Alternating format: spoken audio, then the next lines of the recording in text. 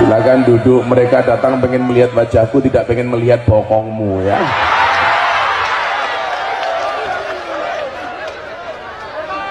Di saat rame-ramenya virus corona, saya harus berangkat karena saya ada janji pengajian di Taiwan dan di Hong Kong. Ternyata begitu sampai Taiwan dan Hong Kong, alhamdulillah baik-baik saja. Dan Anda tahu virus corona itu asal muasalnya dari mana? Dari kota Wuhan, Cina. Dan ternyata setelah saya selidiki, virus corona itu berangkat dari cangkem yang celutak. Kenapa saya katakan berangkat dari cangkem yang celutak? Hewan yang seharusnya tidak dikonsumsi, dikonsumsi. Makanya kenapa kemudian dalam Al-Ma'idah 27 itu soal makanan diatur. Apa yang boleh dimakan, apa yang tidak boleh dimakan. Ketika Allah memperbolehkan untuk memakan, berarti ada kebaikan. Tetapi ketika Allah melarang, pasti ada keburukan. Ini virus berangkat dari cangkem geragas. Jelas hewan-hewan yang tidak boleh dimakan, dimakan, dikonsumsi. Apa? Sop kelelawar. Kalau di Indonesia namanya sop codot. Kalau pemilu namanya sop kampret. Makan kodok, dimakan, disop. Akhirnya apa yang terjadi? Kampret dimakan, cebong dimakan. Maka terjadi transfer virus dari hewan kepada manusia. Maka disitulah kemudian dibutuhkan agama. Dalam bahasa Sanskerta, A itu tidak, agama rusak. Orang yang punya agama insya Allah hidupnya tidak rusak. Amin. Jadi Banser punya agama insya Allah hidupnya tidak rusak. Amin. Saya besok masuk surga dikawal oleh Banser. Banser itu kan tugasnya survei lokasi. Jadi sebelum kiai masuk surga, surganya disurvei oleh Banser. Begitu surganya siap, kiainya masuk, Bansernya keluar lagi.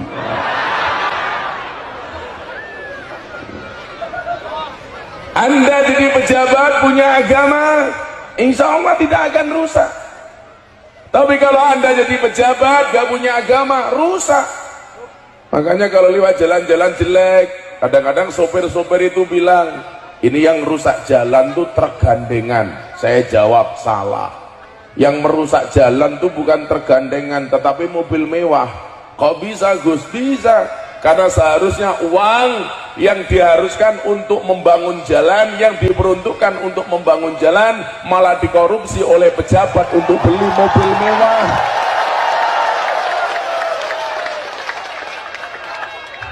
Betul? Maka itulah bedanya Ketapang dengan Jakarta. Kalau Ketapang itu banyak jalan berlubang, kalau Jakarta banyak lubang berjalan. Dan saya paling suka ngaji dengan lubang berjalan. Kita doakan pejabat kita selamat, amin. Mudah-mudahan besok suamimu kiai, rambutnya gondrong. Makanya besok kalau kamu punya cari imam yang tahu agama. Kalau ada cowok gak ngerti agama, gak mau kenal dengan Allah, mendekati kamu, kamu tolak. Bagaimana? Allah saja ditinggalkan, apalagi kamu. Kan jelas. Kalau cari suami, saya bilang Banser prioritaskanlah. Kenapa Banser? Jelas kiai saja dijaga, apalagi hatimu lah. Kan kelihatan wajah-wajah Banser jomblo ini. Kasihan amat, berakit-rakit ke hulu, berenang-renang ke tepian. Mantanmu sudah ke penghulu, kok kamu masih sendirian?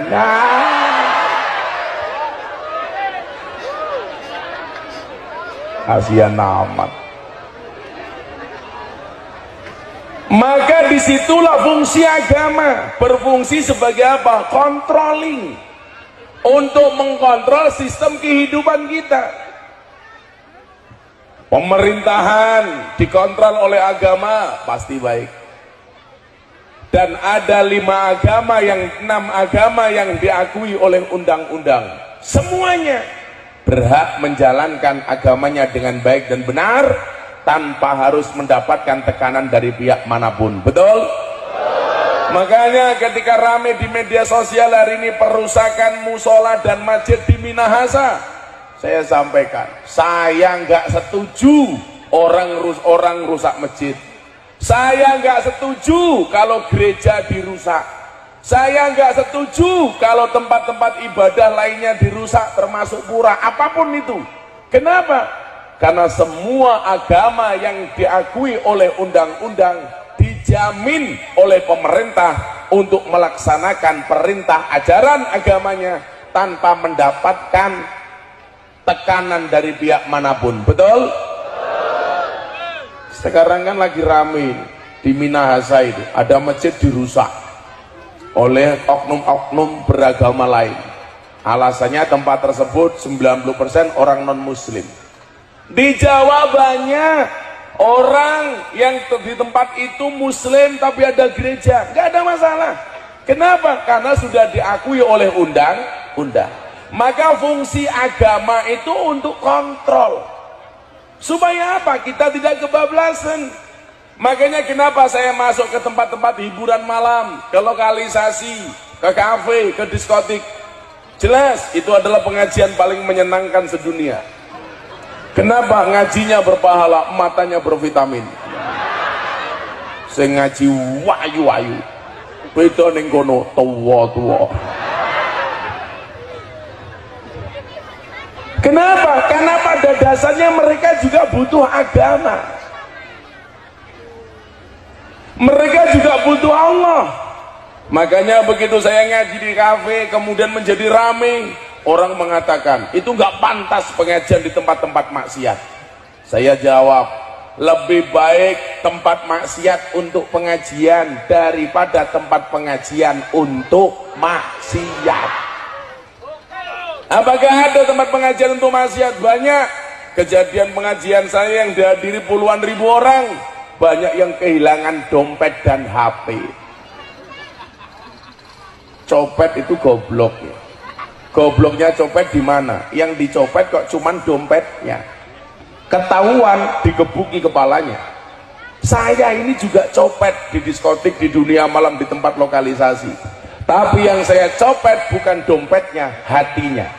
Kalau hatinya sudah kecopet, jangankan dompet-dompet lainnya pun pasti diberikannya. Wah, nyah. Sok tabeh, los rarewel. Sing dicopet kok dompete, goblok. Atine. Itulah kemudian kenapa Deddy Corbuzier tuh akhirnya mau masuk Islam. Saya copet akal dan hatinya. Ini kan manusia super cerdas, lulusan S3, gelarnya PhD, filosofi doktor. Saking cerdasnya Deddy Corbuzier, rambut pun tidak berani tumbuh di kepalanya. Makanya dia paling marah kalau ditawari bintang iklan sampo. Susah apa yang mau disampaikan. Kalau saya kemarin ditawari jadi bintang iklan kopi, gara-gara saya kalau pengajian sering ngopi, tapi saya tolak karena iklan kopi semuanya bohong. Kopi kapal api, dibuka kopinya nggak ada kapalnya, kan bohong Pak. Kopi susu, dibuka kopinya nggak ada susunya. Iklan itu yang jujur cuma satu, sarung gajah duduk, dibuka sarungnya ada belalainya lah.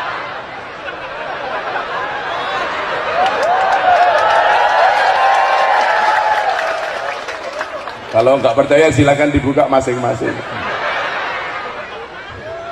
Karena seringnya saya ngopi Pak, dan kopi yang saya minum cuma satu, kopi pahit. Kalau kopi susu jelas saya tolak. Kenapa? Karena membingungkan. Kopi ini ngajak melek, susu ini ngajak turu lah. Makanya kalau dikasih kopi susu biasanya saya siasati. Kopi ini tak ombe, susu ini tak cekeli kayak gini. Kopi susu.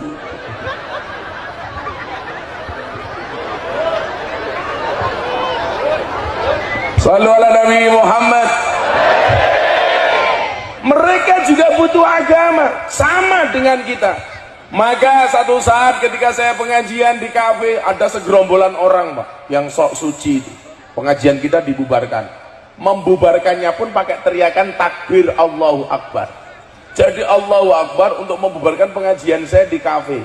Kejadiannya sesaat sebelum saya datang.